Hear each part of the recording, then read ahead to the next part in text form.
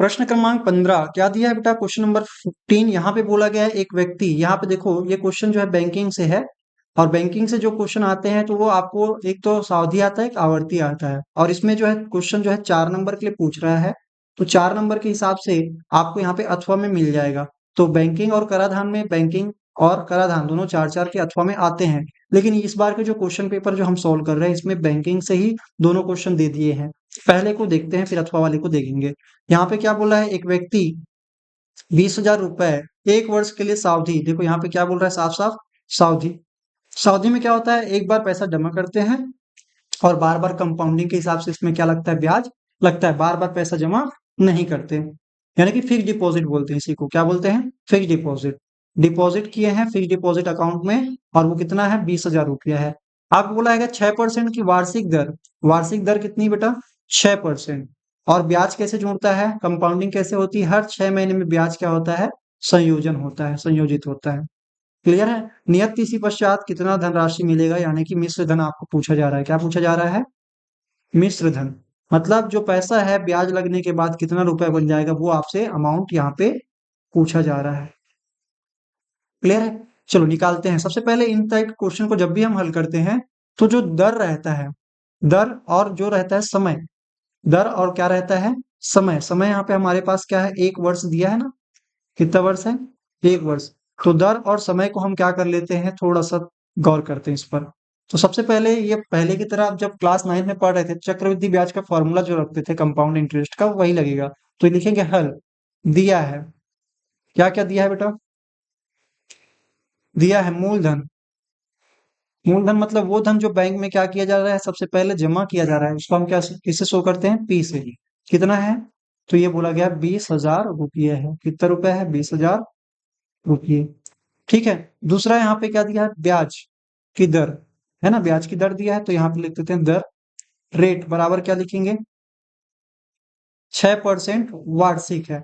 ध्यान रखना हमारा जो कंपाउंडिंग है बेटा, जब हम पैसा हर 6 महीने में हमारा ब्याज क्या हो जाता है? संयोजन होता है, तो बैंक हमको 6% वार्षिक कभी नहीं देगा, क्योंकि हम 6 महीने के 6 महीने ब्याज चाह रहे हैं।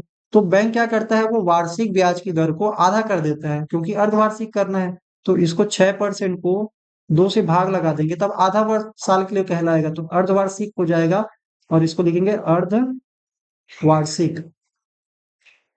तो इसको क्या बोलेंगे? 6% का यहाँ पे हो जाएगा 3% अर्धवार्षिक। इसी को हाफ ईयरली बोल सकते हैं, अर्धवार्षिक, या 6 माही भी बोला जाता है। क्लियर है?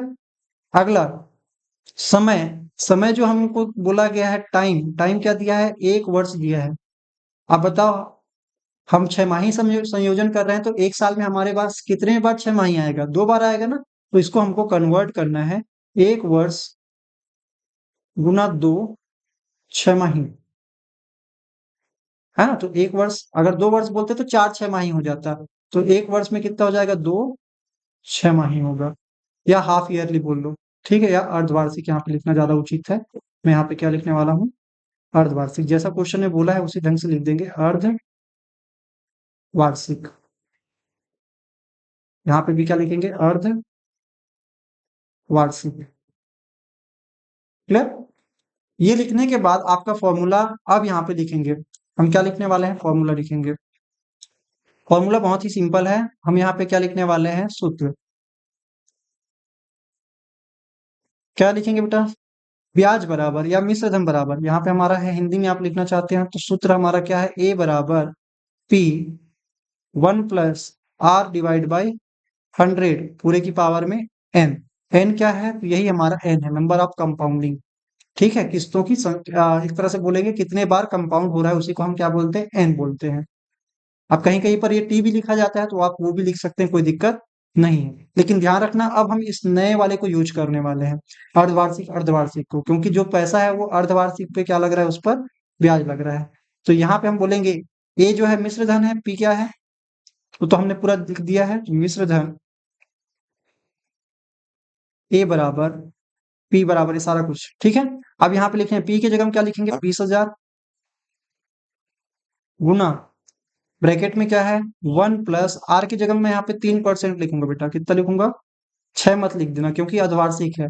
और जो टाइम है वो 1 वर्ष ना लिख के हम 2 बार कंपाउंडिंग हो रहा है तो 1 साल में 2 6 माही होते हैं, 2 अर्धवार्षिक होते हैं, इसलिए 2 लगा देंगे पावर में। समझ में आ गया?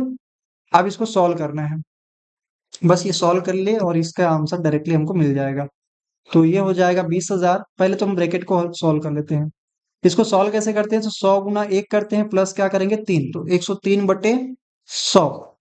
आप इसी प्रकार से करना, क्योंकि आपको काटने में सुविधा होगी। तो 103 बट्टे क्या कर देंगे 100, और इसका लगा देंगे वर्ग।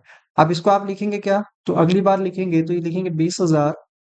अब इसमें 2 गुण घात लगा है, इसलिए इसको 2 बार क्या कर देंगे, जो ब्रैकेट वाला हिस्सा है उसको 2 बार गुना के रूप में लिख देंगे। चलो लिखें। तो यहाँ पे हम क्या लिखने वाले हैं, 103/100 गुना में 103/100। अब यहाँ पे कट जाएंगे, जीरो जीरो काटना बहुत आसान है, तो काट देंगे। 1 2 3 4 जीरो कट रहा है, 1 2 3 4 जीरो कट रहा है। आप ये काट दिए, अब बचा क्या आपका? 2 बचा है, 2 गुना 103 गुना 103। अब 103 गुना 103 करना है, 103 गुना 103। आप इसी प्रकार से करते हैं, क्या आएगा इनका गुना करेंगे तो, या वो लगा सकते हैं आप, क्या लगा सकते हैं, चलो आप लोग अपने से कर लेना, मैं इस प्रकार से करता हूँ।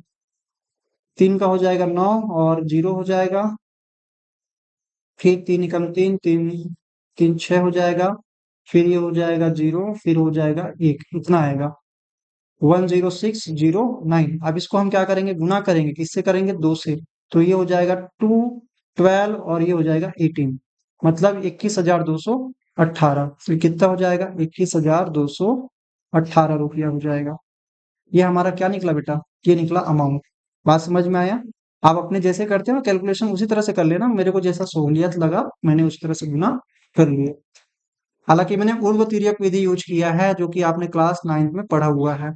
ठीक है, तो ये रहा आपका सारा कुछ सॉल्यूशन। तो इसी प्रकार के क्वेश्चन आपको आएंगे। अब इसके अथवा में जो क्वेश्चन है वो इसका भाई है, मतलब इसका दूसरा भाई है। देखते हैं अथवा वाला क्वेश्चन।